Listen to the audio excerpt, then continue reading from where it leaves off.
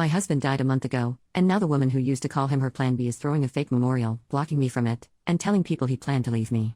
I, 28F, will try to make this brief, but my husband Jonah, 36M, passed away unexpectedly a month ago from a stroke. I don't want to get specific about that part, it's the worst pain I've ever felt in my entire life, and I'm still not sure how I'm ever going to move on. We were married for 5 years, together for 7. The past 2 years we've been trying for a baby, but we're just getting to the point of considering IVF when he died. Jonah had a close friend in high school named Marjorie, 33F. Marjorie also ended up going to the same university as he did, and they spent a lot of time together during those college years. Jonah said that he liked Marjorie's company, but never felt anything beyond friendship with her, which I totally believe. Jonah dated other women during that period, but told me that several times Marjorie hinted that she wanted him to ask her out. She also joked about wanting him to be her plan B in case she didn't meet someone and get married by 30. By the time I'd started dating Jonah, he had moved a couple hours away from his hometown, and Marjorie. Despite this, Marjorie immediately began finding excuses to come to our town and hang out, which usually involved her encouraging us to go drinking, and then her passing out on the couch at Jonah's apartment. I didn't mind her for the most part, but she had a habit of saying things like, "You know you ruined our marriage pact, haha," and pointing out all the things that she knew about him, like what he took in his coffee, his favorite bands, etc. Over the course of our relationship, and especially after we got married, Jonah definitely put some distance into his relationship with Marjorie. He confided in me that he felt he had outgrown her and that they really had little in common anymore. He stopped responding to her invitations to hang out as often, though he would occasionally call to catch up out of guilt, especially when she would text him or leave messages saying she was so sad he was ignoring her and the like. But now he's gone. I had him cremated, like he wanted. We haven't done the memorial service yet, it was too hard for me to even imagine the first couple of weeks, and I also wanted to give time for some out-of-state people to make travel plans. The memorial is this weekend. However, 2 weeks ago, I received an email from Marjorie, sent to around 60 people, including Jonah's family, saying that she was holding a memorial service for Jonah in the town where they grew up, the day before his memorial here. I was completely blown away, seeing as she hadn't mentioned anything to me or even attempted to call.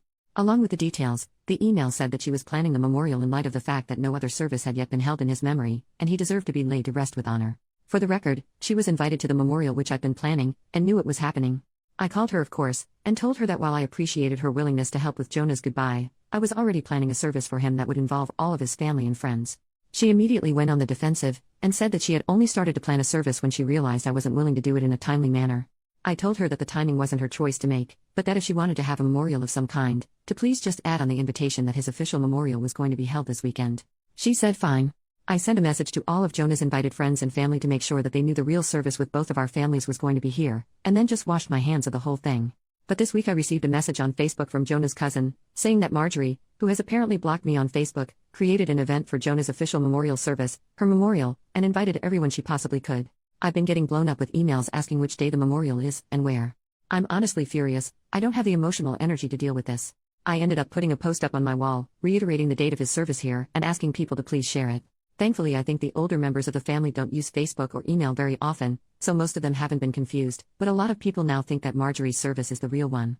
I called Marjorie again asking her to add an addendum to her event saying that his actual memorial was going to be here, but she told me that Jonah would have wanted it this way and that if I couldn't appreciate her efforts, I wasn't invited to say goodbye to Jonah. I told her that was fine, seeing as I'd already said goodbye to Jonah when I held him as he died. She hung up. Apparently she's now spreading information to her mutual friends with Jonah, saying that he was planning on leaving me because I wasn't able to conceive. She also said that we had approached her to carry a baby for us, all absolute lies. His cousin sent me a screenshot of a text where she said that Jonah always thought we would have the cutest baby together and that angry widow doesn't understand how much he wants children. I'm at a loss as to what to do. I don't care what she says about me, but she's now tarnishing my husband's memory, especially saying that he wanted to divorce. Jonah would never have left me, and anyone that knows him at all knows that we were committed to each other above all else. I need to figure out how to tell this woman to F off without encouraging her to spread more lies. And I also want to just forget the whole thing and crawl in bed and never get up again. Help me, please.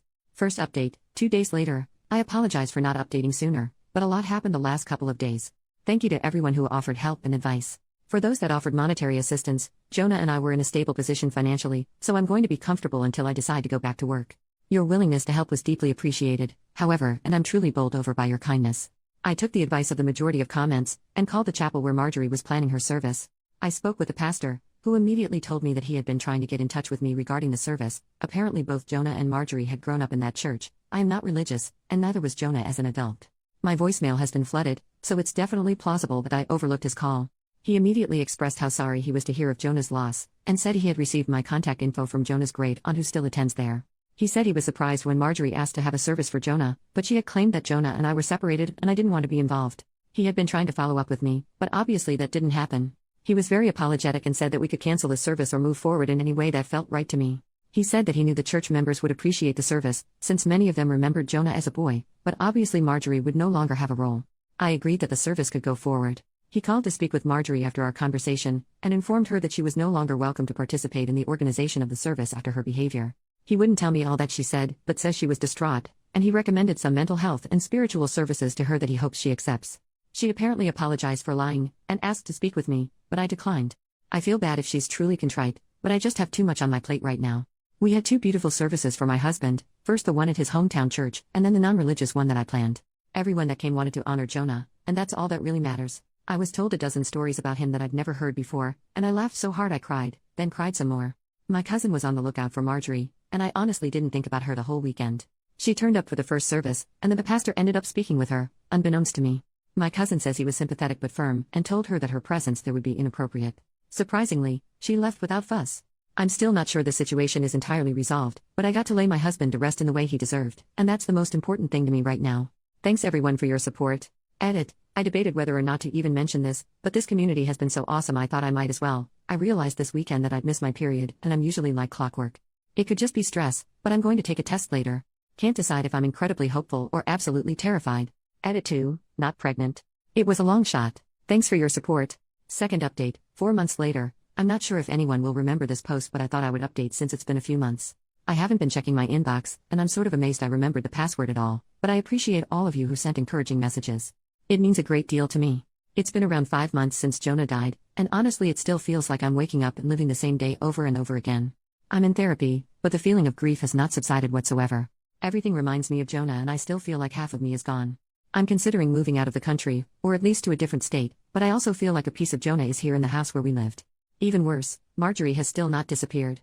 I deleted my social media a couple of months ago in an attempt to simplify my life, but my cousin, who also knows Marjorie, let me know that she has been recently posting photos of herself on Facebook, with Jonah. Some were from several years ago, but she was saying things like I still miss my man every day and I can't wait until Jonah's baby arrives. She is apparently pregnant and claiming that the baby is my husband's.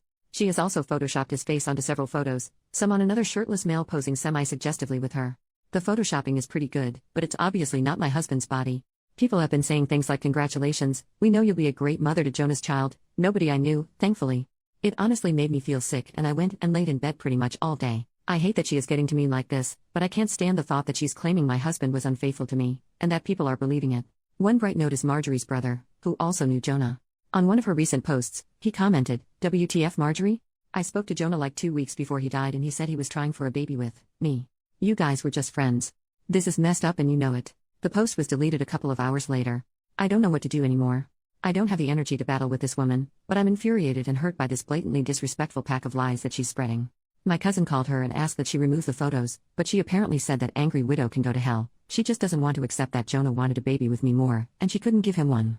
I'm lost, guys. What can I do about this? It seems like all I can do is sit and watch this crazy woman try to convince Jonah's friends and family that he never loved me. Edit. I just spoke with Marjorie's brother, who called to tell me that Marjorie is not pregnant, but seems to truly believe that she is. He asked her how far along she is, and she said 5 months, but she is still completely flat. He isn't sure if she's lying, or she actually believes she's having a child with my husband. He asked her when they conceived, and she mentioned a date that he knew we had been on vacation. Final update, 2 weeks after the last update. A lot has happened since my last update. Hopefully this will be the end of the story. Marjorie's brother became very concerned after speaking to me, and apparently questioned Marjorie extensively about her behavior. She continued to claim that she was pregnant with Jonah's baby, and that they had had a lengthy affair, but the details didn't add up. The brother knew Jonah pretty well, and was generally aware of his work schedule, etc. She said they were meeting at a hotel at lunchtime 3 days a week, but he knew that Jonah came home for lunch with me every day. Stuff like that. He went home late that night to sleep on it. After he went home, Marjorie came over to see me at 3 a.m. She started screaming at me to come outside, saying that I had ruined her relationship with Jonah, and how happy they were before me, etc. etc. I called the police and her brother, who both arrived around the same time. She pushed the police officer who tried to ask her what was going on, and was immediately arrested. I felt bad for her brother, but he just apologized to me repeatedly. Marjorie yelled expletives and tried to demand special treatment because the police were apparently hurting her baby by keeping her in the car. I gave a statement, and they left. Not exactly sure what happened after, but her brother says she is now under psychiatric evaluation, and is apparently struggling with a mental disorder that he wouldn't name. She has apparently not taken her meds in 2 years. I didn't ask for details, but it seems she is going to get some help. I'm not pressing any sort of charges. Her brother also linked me to his post on social media, where he made it very clear that Marjorie has been having some difficulties, and absolutely none of what she said about Jonah is true. I'm glad this seems to be over, but I've decided I need a fresh start no matter what. I'm looking for a job out of state, and I'll be doing my best to leave my life with Jonah behind. Thank you all for your help and encouragement.